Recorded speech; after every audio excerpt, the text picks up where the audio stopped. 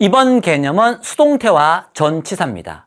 수동태 그러면 be, pp를 쓰고 by, 행위자가 잘 나오기 때문에 수동태 뒤에는 by 끝 이렇게 고정관념처럼 못 박아두는 경우가 많은데 by를 쓰는 건 이 행위자에 의해서 이런 동작이 이루어진다라고 해서 의해서의 뜻이 필요하기 때문에 by를 쓴 거예요.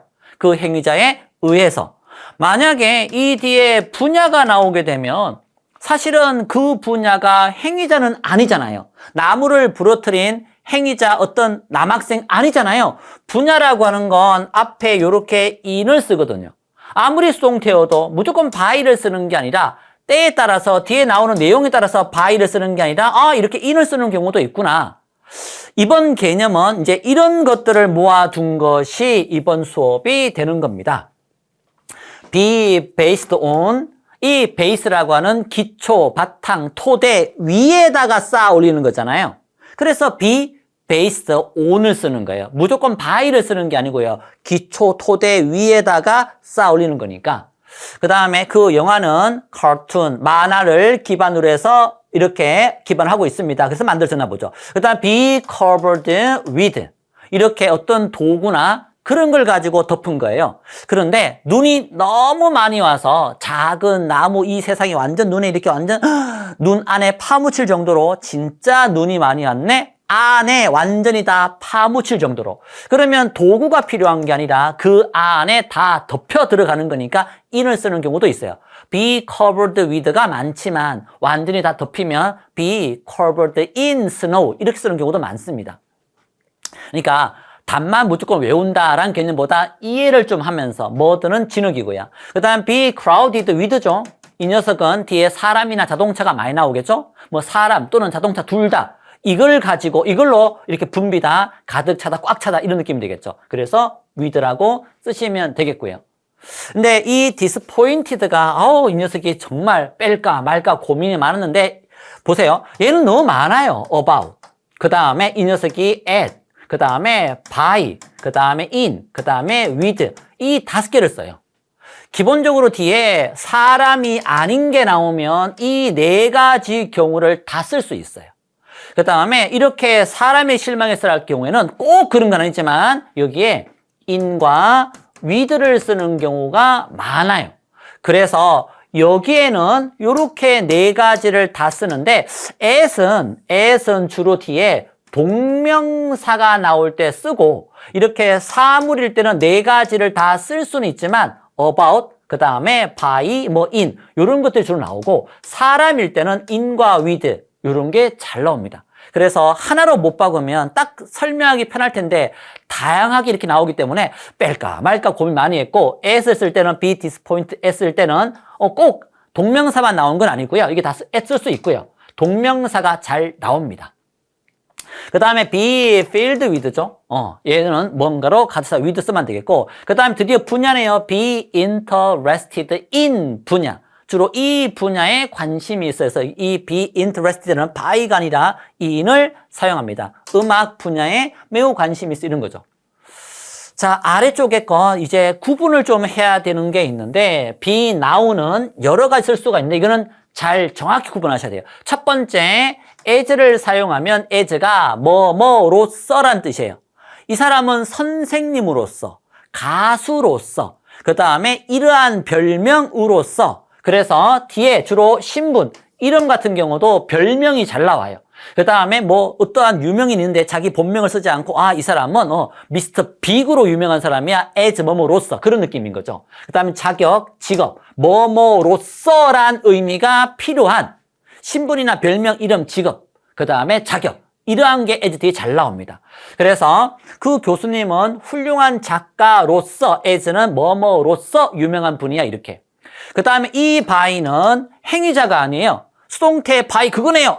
이때 by는 누구에 의해서라고 하는 행위자라기보다는 뒤에 기준점이 나옵니다. 그래서 이 판단 기준에 의해서 알려진 사람이고 유명한 사람이에요. 그래서 이 be 나온 다음에 as는 뒤에 신분, 자격, 별명, 직업 이런 게 잘 나오고 by는 판단 기준인데 사전을 막 뒤지다 보면 예문을 막 뒤지다 보면 두 가지 경우가 지배적으로 나와요. 이 표현은. 주로 be known by the company, 그 다음에 be known by the fruit 또는 its fruit. 보면 이 사람과 나무는 사귀는 친구에 의해서 기준이 되어서 알 수 있고 열매를 보면 나무로 알 수 있어 이렇게 되는 거죠. 그래서 기준에 해당되는 be known by는 이 두 가지 예문 빼놓고는 거의 사용하지 않아요. 그래서 조심해야 될 건 컴퍼니라는 게 회사만 떠올리지 마시고 동료, 친구라는 뜻도 있으니까 참고하시기 바랍니다. 그가 갖고 있는 여기서는 컴퍼니가 회사가 아니라 친구면 친구를 보면 알 수 있어. 판단 기준, by 다음에 뭐뭐로서 판단 기준. 뭐뭐로 알 수 있다. by 다음에 판단 기준. as는 뭐뭐로서. 그 다음에 for 다음에 이유가 나와요. 이것 때문에, 이 for가 때문에란 뜻이에요. 뭐뭐로서. 그 다음에 뭐뭐에 의해서 판단 기준, 이건 이유, 이것 때문에 유명해. 그 선생님께서는 남자 선생님이면 his, 여자 선생님이면 her인데 patience, 훌륭한 인내력으로 참을성으로 와 그것 때문에 유명하신 분이야. 유명한 이유, 뭐뭐 때문에 할 때는 for를 쓰면 되겠고요. 유명한 이유, for. 그 다음에 누구누구에게 알려져 있어 대상을 쓸 때는 야 우리 서울 사람들에겐, 한국인들에겐 또는 전 세계 사람들에게 알려진 사람이야. 알려져 있는 대상에게, 누구누구에게 그 대상이 나오면 to를 쓰시면 됩니다. 그래서 그 보이밴드는 남자 그룹은 알려져 있는데 야, 이 대중, 갑자기 대중들에게 유명해진, 알려진 그런 보이밴드야. 누구누구에게, the public 또는 뭐 everybody 이런 게 잘 나오죠. 모든 사람들에게 everyone 이렇게 뭐 to the world, 전 세계 to the world, 전 세계에 알려진 밴드 이런 식으로. 그래서 to 뒤에는 누구누구에게 대상이 나온다라는 거 명확하죠. 사용할 때.